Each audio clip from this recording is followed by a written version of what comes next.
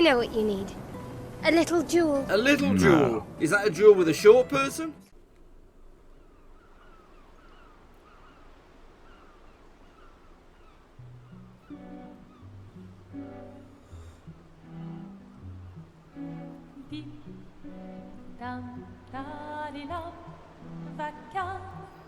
S'en va dans l'oubli éternel. Et Gustave, Dom Guardian, dilim, dilililila, lute sera dolilom, seram. Dim, dim, da, da, da, dim, da, da, da, dim, da, di, dam. Dim, dim, da, da, da, dim, da, da, da, dim, da, di, dam. Dans là-haut sera ravi, les toits à sœur noire gris fera. Clair obscur, trouble de rature, trouvera effet. Clair obscur, bordé aux peintures, trouvera sans elle. Clair obscur, trouble de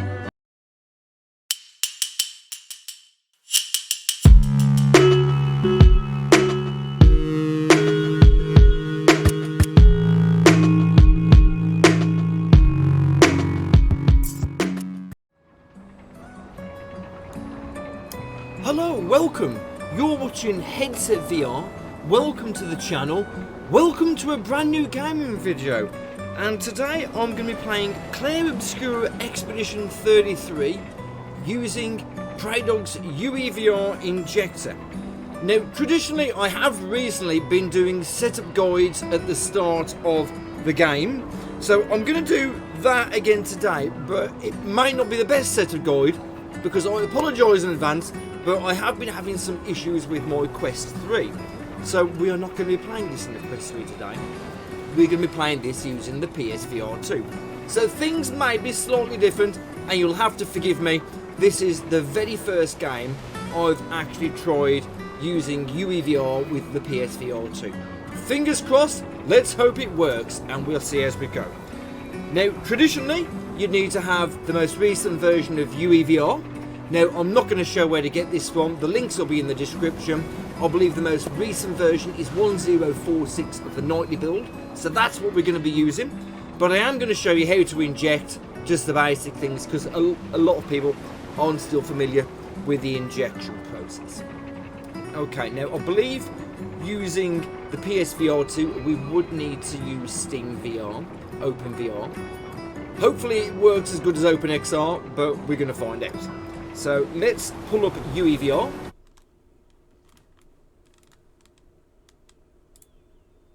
Okay, so we've got UEVR. Now there is a custom profile on the Discord. So you just go to import profile and then you'll find where you've downloaded the profile. I've already imported it. This is what it's called, Sandfall-Win64-shipping. So you would click on that and hit open. So I'm just going to close that down. Now, stereotypically, it's OpenXR is the best one. This may crash on me the very first time because it may need to work better with OpenVR. But we'll find out shortly. So, click on the little pull down arrow here and find, obviously, the game name. And then from there, we're going to hit inject. So, fingers crossed this doesn't crash. Okay, that does seem to play a bit better with OpenVR. Now, I don't know whether it's going to be ideal, really, playing this in first person and messing around with some of the settings. It does seem like there's a little bit of wobble. I mean, I'm not used to the PSVR played on the PC. Like I say, this is the very first time. So I might have a few teething issues just here. I'm trying to get the best out of it. Obviously, it shows I need to play the PSVR a little bit more. But we've pretty much got camera movement with the right stick, character movement with the left stick. It seems pretty fluid. Now this is a JRPG made by a French development team. Now this game did come out on the 24th of April. But of course, with the recent release of a certain game in Tamriel, I have been rather distracted and haven't done this as soon as probably Alright, let's go. I would have I'll liked. accompany you there. Are you ready to see her again? Yeah. So Been we'll have a ready. little bit of a run through this, see what it's like. Oh god, she can shift. Don't tell your sister though, I sort of borrowed the hooks from the Expedition Academy. Wish I had them when I was... Come on, Gustav, speed up a bit. Sophie will have already gamaged by the time you've arrived. Graphically, it's just awesome. Played it in mostly medium settings. What? Turn off things like film grain and chromatic aberration You look tense. and motion blur. Post-processing Yeah, and effects are yeah. turned down as well. I know what you need. A little jewel. A little No. jewel. Is that a jewel with a short person?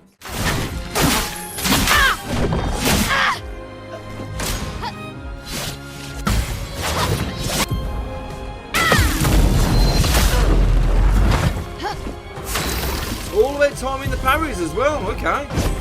For those who come after. Boom! Alright, now, let's go find Sophie. Let's just pull up the UEVR menu. When you have a cutscene, and I'll show you for the next cutscene, if you hit disable your object hook, and then either disable VR to make it look good on the monitor, or enable 2D screen mode to make it look good in your headset. That will give you basically a cutscene, how it looks if you're playing the game on flat. Either you get that visual effect in the headset or on the screen. So into the settings, gameplay, graphics. Right, so do we have, we've got scaling, XESS. Right, maybe that's it. So let's try, oh, we don't actually have FSR, do we not? Okay, well let's try it with TSR. See some of these other settings. As you can see, just going through some of these. Maybe for turn down. Global illumination.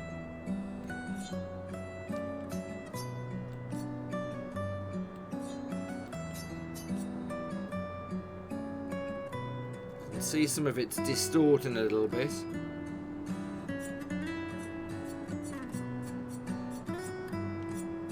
Turned all these off here. Let's maybe try anti-aliasing at medium. Let's put foliage on medium, shading on medium as well, and we'll apply that.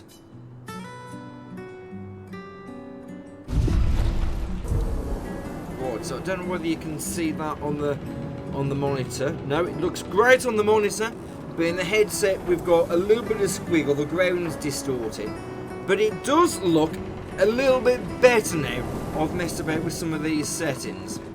Now, let's have a quick look and see if we've got an option where we can maybe put this into first person. I mean, it's not necessarily going to be ideal for combat or anything, but potentially for exploring, it could work pretty well. So I would advise against doing this in exploring. So what for this you need to do is go into main, common objects, let's have a look for acknowledge pawn, and then because the game is a third person game, we need to go attach camera to. If it was a first person game, we would attach camera to relative. But let's have a look and see if there's any components that we'd need to remove for the character. So skeletal meshes is what we're looking for. I mean, it might be these here, the actor component potentially. There we go, we've got some skeletal meshes here. So let us just test those out. Skeletal mesh. Right, so his clothing disappears, and then you disable, well obviously the visible, and then hit save visibility state. Face. As you can see, he's gone a bit funny. Save visibility state. Oh, okay, so there we go. Uncheck legacy as well. So let's go back to body, uncheck legacy there, save visibility state, and then if we go to the haircut, visible, legacy, save visibility stats. And then you can't even see the character. Right, so just as a test. Right, so we're just going to leave the body visible like this. And then what we're going to do is attach camera to the head or the face. So let's attach camera to the face. Right, now we're in a funny position now with the camera, so what we need to do is just line this up with where the character's head is by using these little sliders here. There is a better way of doing it, but I can't remember how to do it off the top of my head. Right, so we're about head height. I'll just move the menu there, and let's just center up the character using F7, F8 and F9. So we're centered and we're facing forwards. So let's pull UEVR back up.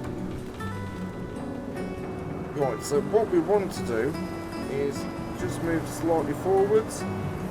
So there we go. And let's save that visibility state. Well, first let's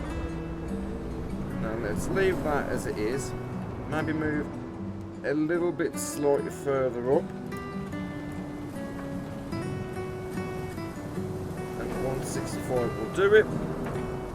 Let's save that state. Now,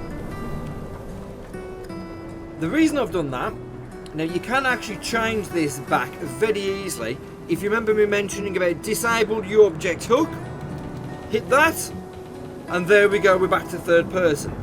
So you've got the option. So if you want to play through combat scenes like this in third person, you can see what's going on around you. But if you want to explore in first person, so although it looks I'm a little bit further behind, when we run in, we've got that a bit better when it's running. Right, where's she gone?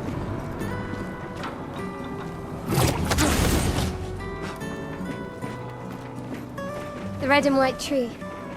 I've always found it beautiful. I don't really understand. You and Sophie broke up so long ago. Now, when we get cutscenes, clearly obviously you the never got character over mesh her. is going to be invisible. Why'd you wait until today to say something? We'll show It's you a that bit when we late, get the isn't next it? cutscene. Right, so we have a cutscene now, so let's just disable VR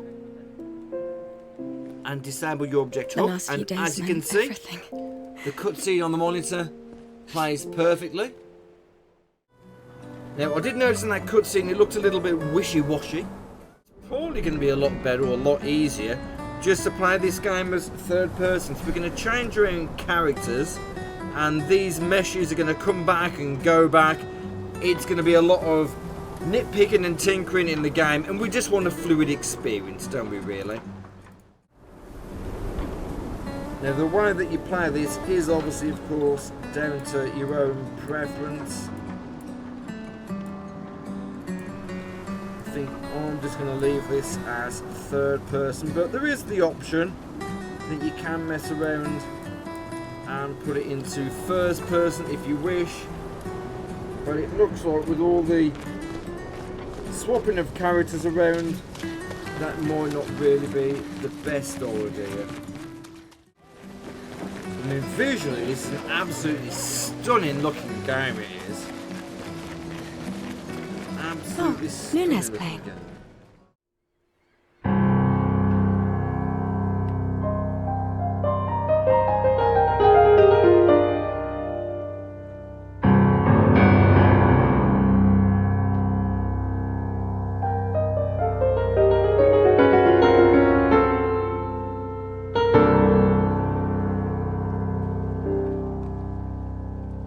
Esti tornere marina, esti l'inaki soledad, dona l'ora tovla, alina.